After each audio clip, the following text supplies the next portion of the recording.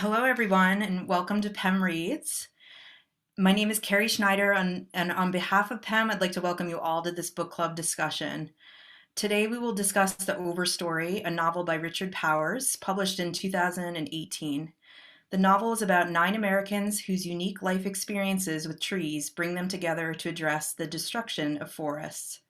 Powers was inspired to write the work while teaching at Stanford University after he encountered giant redwood trees for the first time. We are so excited to have Janie Winchell, the Sarah Fraser Robbins Director of the Dottie Brown Art and Nature Center, as our guest speaker today.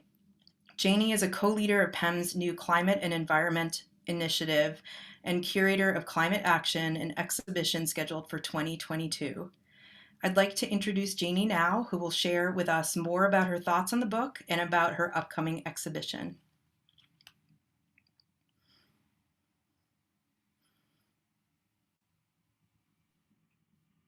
Oh, Janie, you're on mute. Thank you for that. Yes. So let me start again. So wonderful to be with all of you today, and uh, really enjoying reading this book. I'm not all the way through with it yet, but I have been savoring it, and now I'm at that point where it's hard to put it down. So as Carrie was mentioning about my position in the director role, I wanted to say a little bit about what I've been doing here and also a personal story that connects to the book in an interesting way. Um, I've had the good fortune of doing a wide array of exhibitions about our interconnections with nature through a whole host of interdisciplinary exhibitions at PEM. And I was really intrigued by Richard Powers' experience with the trees when he was, his first encounter with redwoods being what inspired him to take on doing this book, that he hadn't really paid much attention to trees before that. And it reminded me of this powerful moment in the process of curating the branching out trees as art exhibit that some of you may have experienced in the Art Nature Center back in 2014.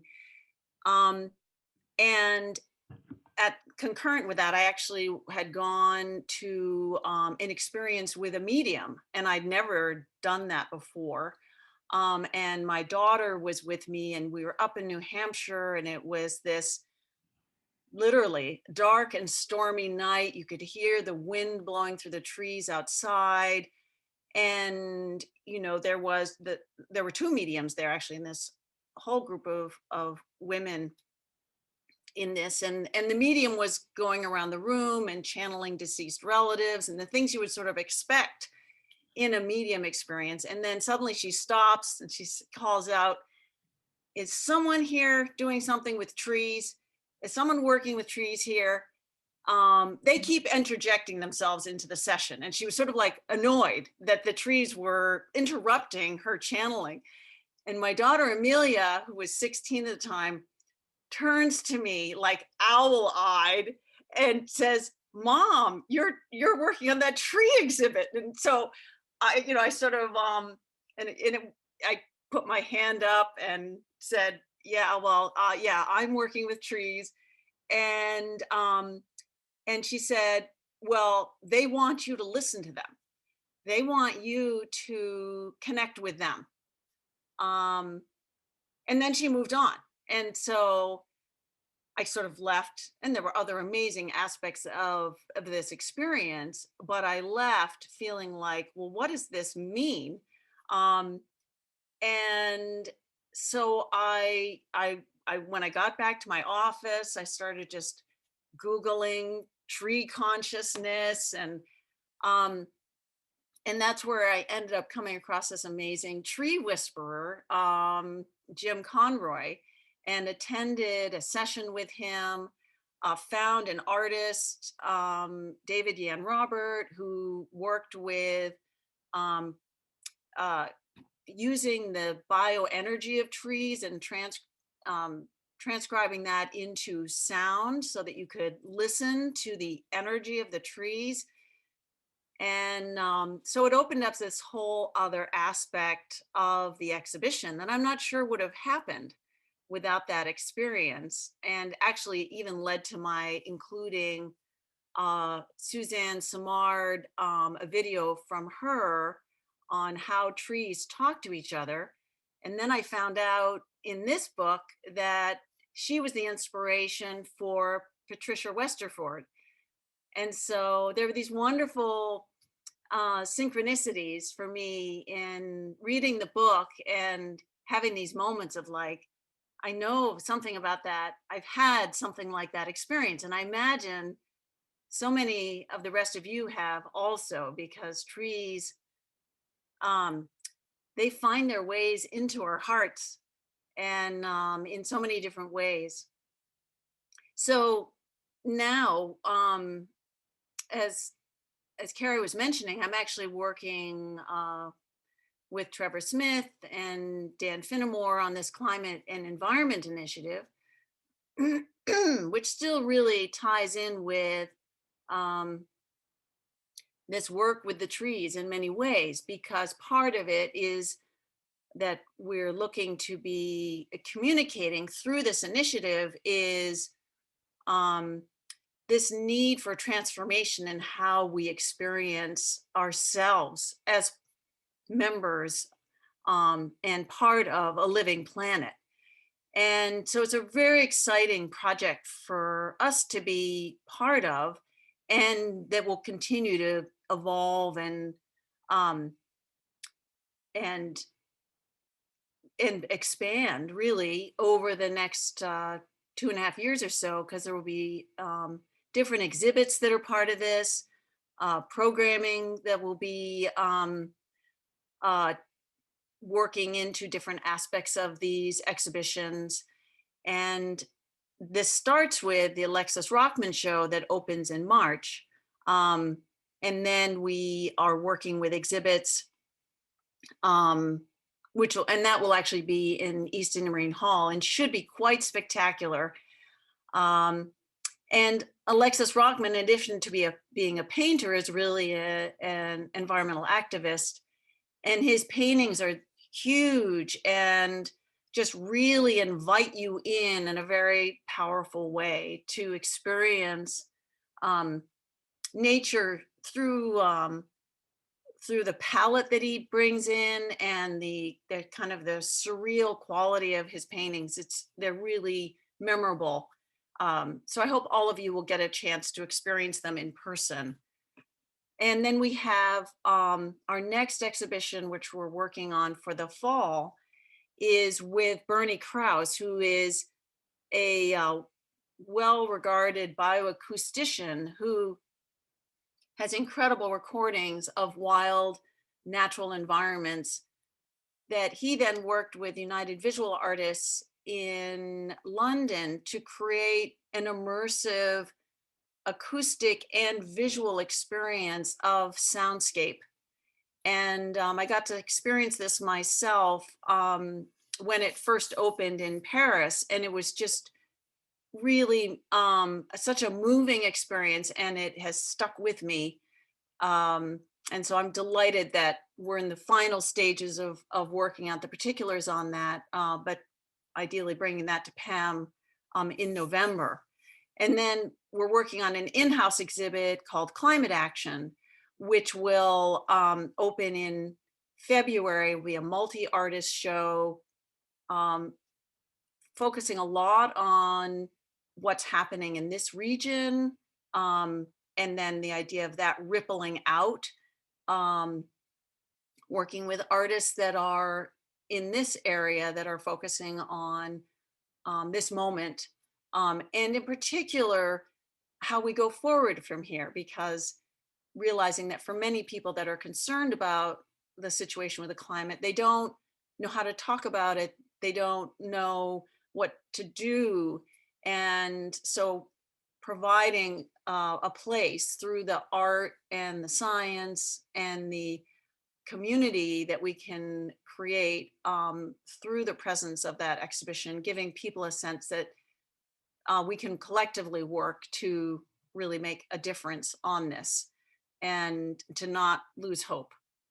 Um, and then another project that we have coming on the heels of that is the Blue Trees Project with Konstantin Dimopoulos, who works with the community members. We have designated an area right next to the museum and on Essex Street where there's trees that he will be um, inviting the community to come and put pigment on the trees as a way of signaling, bringing attention in a way like what happened with Richard Powers when he was first noticing the redwoods, drawing attention to these lungs of the earth um, in a really impactful way. We were going to do that in April of 2020, and then obviously needed to delay that. But the timing will actually work really well with this initiative, and points to the other really amazing connection with that often people don't think of is that forests are these huge repositories of carbon, and that around the world trees are seen to forests actually draw down 20 like on average 30% of the CO2 that we are releasing into the atmosphere, and that works out to like 10% in the US, but it's a very significant amount of CO2 that they are pulling out of the atmosphere. So considered a very important part of our mitigation efforts for climate change. So last exhibit after that is a series of photographs by Stephen Gorman combined with drawings and cartoons by Ed Koren, who may be familiar to you because he's done over 1,000 cartoons in the New Yorker series. They came together on a project, Steve Gorman's photographs of polar bears that have had to resort to feeding on whale carcasses from the traditional whale hunt of the Inupiat in Kaktovik while they wait for sea ice to form, which is a new behavior. They've never done this before, except for the last few years. And then those are paired with these haunting animal human characters of Ed Koren that he was creating separately from Steve Gorman's work. And those will be a really beautiful impactful series of works that will be going up later that spring. And then lastly, I just wanted to quickly mention that we've been able to reopen where the questions live in the Art Nature Center, which we'd had to close for several months during the pandemic. And so that is now open on weekends. We hope you will end holiday Mondays, and we hope you will come in and re-experience that show. If you have been there before, or if you haven't, come in and surround yourself for the first time because it's a really wonderful time to be coming in and seeing that show at this time when we've all had to feel so disconnected. And Wes Sam Bruce does an amazing job of helping us feel reconnected with ourselves, with nature, with each other. And so on that, we should get on with the program. Carrie, I hope you'll come back and join me here. And just such a real treat for me to be part of this. So thanks for inviting me. Thank you so much, Janie. That was wonderful. I'd like to now invite Walter Maibaum to join us, and he will be providing a brief book review for the selection. Walter's a long-time attendee of PEMReads, a PEM guide, and an EIMA member. This is something we started at our last PEMReads, and we thought it was a great way to ground our discussion. So I will now turn it over to Walt. Thank you, Carrie. Um, as Carrie said, I've been involved with the museum for a long time, and with PEMReads for a long time. Read this book. I have finished it. Um, somewhat ambivalent about it. I guess I would consider this a category of advocacy fiction. I'm not sure if that's really a genre, but I think it's an apt description of it. Um, clearly, he's trying to promote our appreciation for forests, all the things they do for us, the different kinds of trees, and so on.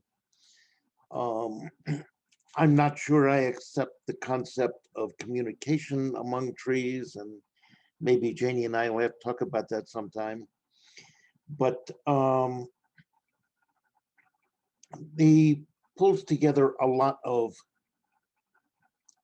actual events through this cast of characters that he puts together, and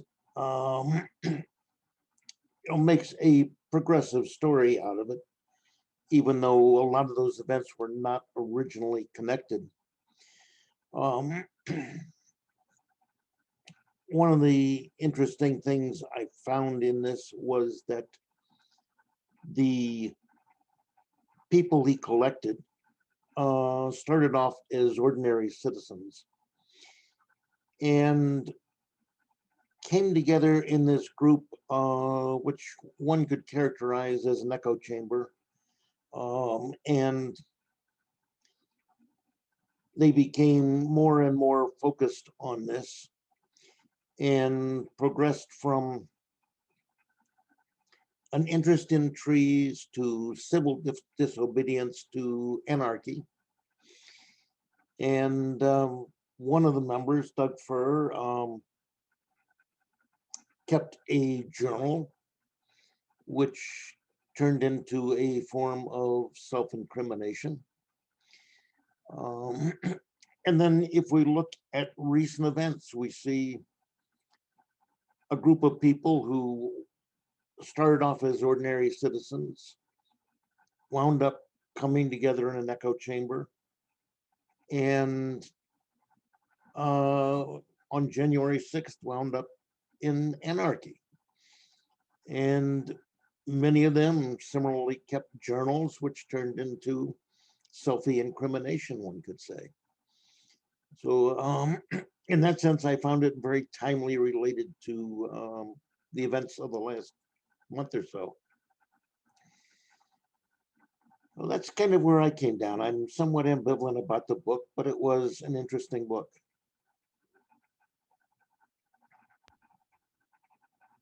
Well, thank you very much for that. Um, I'm now going to welcome my colleague Bronwyn, who's going to explain a little bit more about the next portion of PEM Reads. Yes, thank you, Walt, for a wonderful report. I just want to convey a few things before we start into our breakout room discussions. First, please unmute yourself and turn on your camera.